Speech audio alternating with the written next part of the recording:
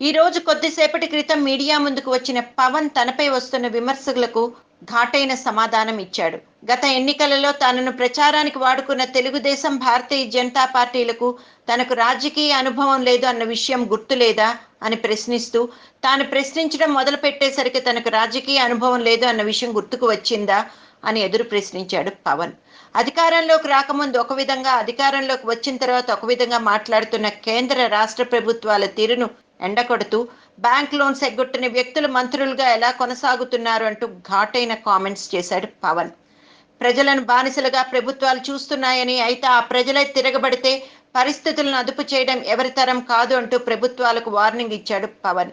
ఇదే సందర్భంలో జనసేన పార్టీని విస్తరించడంపై తన అభిప్రాయాలను తెలియజేస్తూ, తాను కేవలం రాబోతున్న ఎన్నికలకు దృష్టిలో పెట్టుకుని జనసేన పార్టీని పెట్టలేదని, తాను ఇంకా కనీసం 25 ఏళ్ల పాటు ప్రత్యక్ష రాజకీయాల్లో ఉంటాను అంటూ తన భవిష్యత్ ప్రణాళికను వివరించాడు పవన్.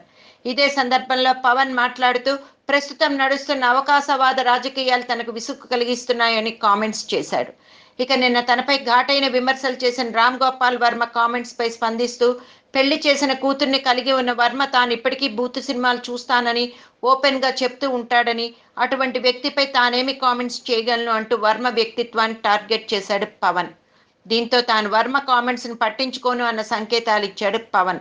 అయితే ప్రత్యేక హోదా గురించి, నిన్న జరిగిన విద్యార్థుల ఉద్యమం గురించి అనేక విషయాలు ఆవేశంగా మాట్లాడిన పవన్, అతడి స్పీచ్ అయిన వెంటనే మీడియా ప్రతినిధులు ప్రశ్నలు అడుగుతున్నా పట్టించుకోకుండా ఆ మీడియా సమావేశాన్ని పవన్ ముగించడం మీడియా వర్గాలకు షాక్ ఇచ్చిందని ఇండస్ట్రీలో ఒక వార్త హల్చల్ చేస్తోంది.